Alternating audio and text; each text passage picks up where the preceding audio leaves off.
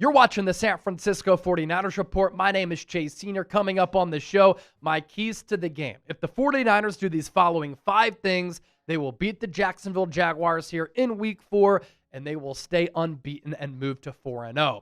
Number 1, this is really going to be a big key for this week and the rest of the year. Can the Niners survive without Nick Bosa? You can do it in one game, like San Francisco was able to do against Arizona, but that's when teams don't game plan for the loss of Nick Bosa.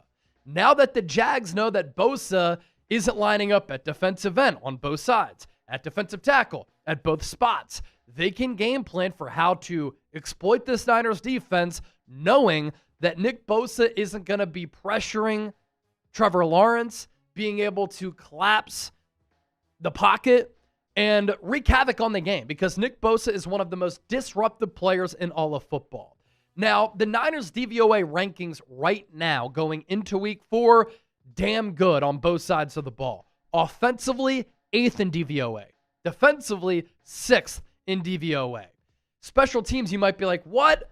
Oh no, we suck again. Special teams DVOA, ranking 28th in the NFL. A lot of that is weighted from a bad Week 1 performance on special teams when Jake Moody missed 2 field goals. One off the left upright from 27, and then the other one was blocked.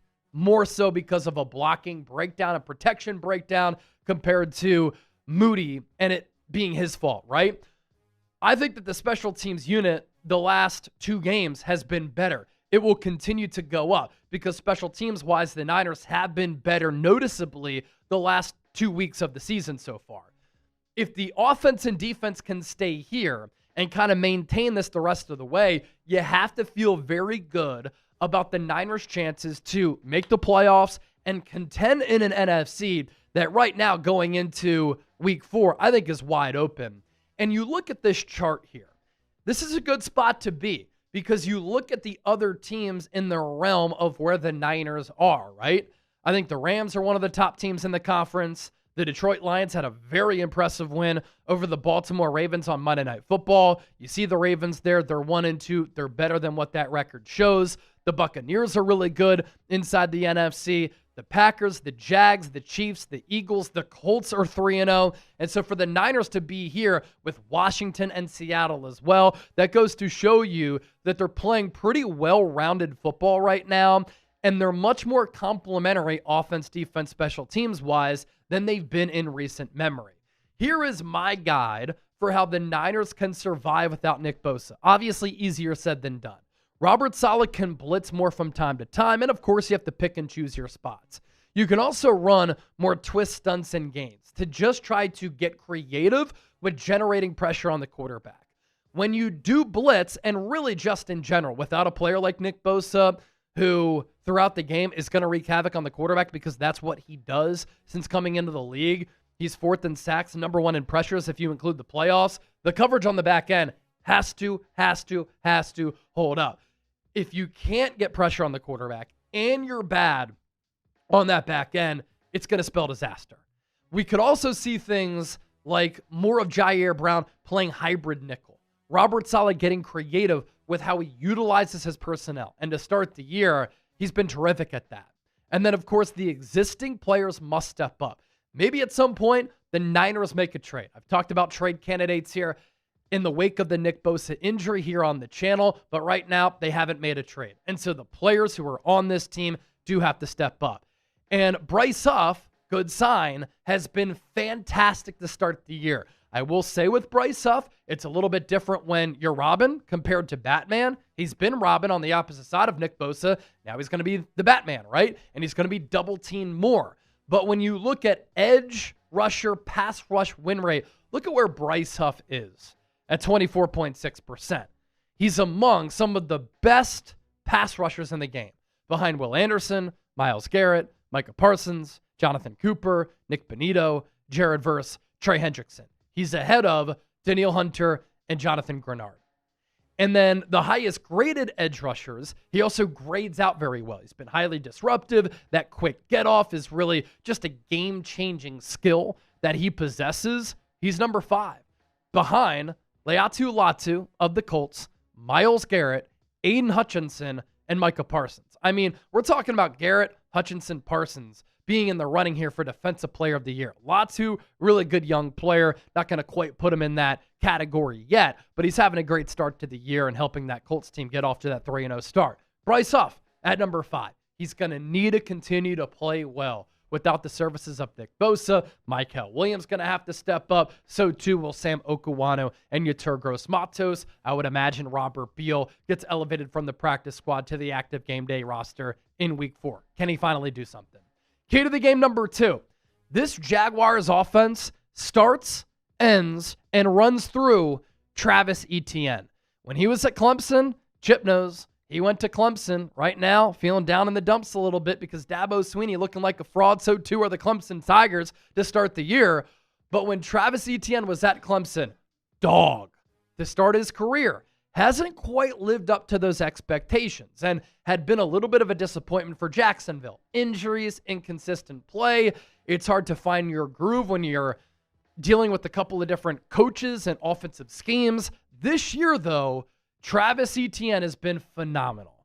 46 carries, 270 yards, a touchdown, giving Jacksonville explosive plays, has a long of 71. Now, he hasn't been utilized as much as a pass catcher out of the backfield, but he's capable of doing that. But the Jags, because they still don't quite trust Trevor Lawrence all that much, they want to run the ball. They want to establish the run. That is priority number 1 for Jacksonville. Then you build the pass game off of that because Trevor Lawrence needs some assistance. He needs to get the play action going. But Etienne, really special player to start this year. And that Jags offense, led by Liam Cohen, new head coach and play caller, bringing in his new offensive system, has led to Etienne being fantastic. And they're really going to rely on him once again. Number 3. Up until this point of the year, Brian Thomas has not been good. He hasn't been able to duplicate what was a magical rookie year last year, but San Francisco can't let this be the game where Brian Thomas gets going. And I like what this Niners secondary has done to start the year. Deommodore Lenoir has played, once again, at a Pro Bowl, all-pro type of level. Continues to be one of the more underrated corners in the game. Renardo Green has been pretty solid. Upton Stout in the slot has been really good. Had a game-winning play late on that pass breakup against Zay Jones late in the game on Sunday against Arizona. Marquis Siegel, Jason Pinnock. I like what they've done at the safety spot. Imagine how much better the Niners can be once Malik Mustafa comes back. This pass rush has been able to get home, but without Nick Bosa, if they can't get that pass rush humming and the back end has to hold up for a while, Brian Thomas could spring free. Travis Hunter, who's done nothing to start the year, could have an impactful game. And when I say that Thomas was special as a rookie, this is one of the best seasons that you can have as a receiver in your debut season in the NFL. 133 targets as a rookie, 87 catches, nearly 1,300 yards, and 10 touchdowns. But in 3 games to start this year, he's been unhappy for whatever reason with Jacksonville, and he only has 7 catches in 3 games for $115. He is too good and too special at 6'4", 205 to be bottled up and not put up production. At some point, he's going to go off. Niners can't allow that to be this week. Key to the game number 4, and this obviously ties back to key to the game number 1 in surviving without Nick Bosa. The Niners have to pressure Trevor Lawrence. And Trevor Lawrence has had a big turnover problem throughout his career. This is throwing picks. This is also fumbling. And Trevor Lawrence, when you look at his throwing mechanics, this can be an issue for quarterbacks going from college to the pros. He has a long and loopy release. It takes him a long time to get rid of the football. And because of that, it can lead to a lot of fumbles when he's in the backfield and he's under siege. And this is something that Robert Saleh and Chris Kocurek really pound home. When you get to the quarterback, try to get that ball out. When you win the turnover margin in the NFL, you win about 80% of the games. And so I think this game is going to be close. And it could come down to a turnover, like a strip sack of Trevor Lawrence, a pick. Because if you start to pressure him and hit him, his eyes can kind of drift a little bit, and he can get a little bit hesitant in the pocket, and his feet can get a little bit skittish, and he's prone to turning the football over. In 2024, in only 10 games played, he threw 11 touchdowns and 7 interceptions. Not great. And in his career as a rookie, led the NFL with 17 picks. Year 2, that went down to 8. Year 3, up to 14. 2024, he threw 7 in only 10 games, though. And then last year, last year threw those 7 picks. And then this year, Trevor Lawrence has also put the ball in harm's way. He's turned it over a lot. So he's a big body, and he sees the field well when the pocket is clean. But when the pocket is not clean, that's when he can really struggle. He's thrown 4 picks and 4 touchdowns in 3 games to start the year. Key to the game number 5, I really like what I saw from Mac Jones the last 2 weeks as far as evenly distributing the football. And that was something that really stood out to me against New Orleans when Mac Jones was able to find 8 different receivers in that game. That's especially important because it makes you more difficult to defend while being injured at wide receiver and tight end. You've been banged up at both of those positions, and so you're not 100%. You don't have your elite players there. But with Mac Jones playing point guard, getting rid of the ball, and being able to distribute the rock to so many different players, it almost has made up for the Niners not having special players like Brandon Ayuk, George Kittle, last week Jawan Jennings. And then against Arizona, after he found 8 different receivers against New Orleans, 7 different players caught a pass against Arizona. And so I want to see Brock Purdy do a lot of the same things. And he's capable of doing that. I mean, Kyle Shanahan really trusts him. Kyle Shanahan loves him because Kyle Shanahan knows that Purdy gives this team something that Mac Jones gives this team at quarterback, being able to play point guard, get rid of the ball on time, accurately, in rhythm to your playmakers so that they can pick up yards after the catch. And the added element that Purdy gives you, the ability to create with his feet and his legs, which is an added weapon and component that Purdy gives this Niners offense that Mac Jones does not. Lastly, how the Jags stack up on both sides of the ball. On defense, they've been one of the top teams in the NFL, and they're number 2 in EPA per play. So defensively, 5th in points per game, 10th in yards per game, 8th in yards per play, 20th on third downs, 11th in the red zone. Offensively for Jacksonville, they've been middle of the pack for the most part, and I think Liam Cohen at times is able to make chicken salad out of chicken shit with Trevor Lawrence. 14th in points per game, 8th in yards per game, 13th in yards per play, 24th on third down rate, 19th in the red zone.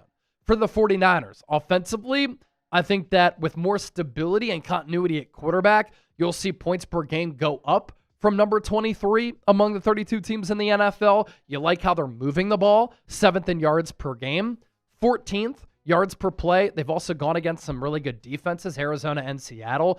9th on third downs. That's good. Keep the chains moving. They have to get better in the red zone.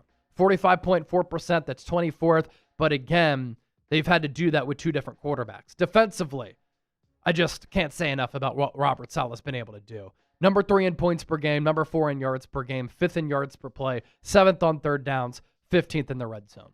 So predict the score here. Jacksonville Jaguars, San Francisco 49ers, Week 4, Levi Stadium. The Jags are a better coach team than they've been in recent years. And so because of that, I think they're able to stay close with the Niners. I do think this Niners offense gets going as far as finally scoring more than 30 points. I'm going to go Niners 32, Jags 25. Defense has to feel itself out a little bit without Nick Bosa. Then they end the game strong.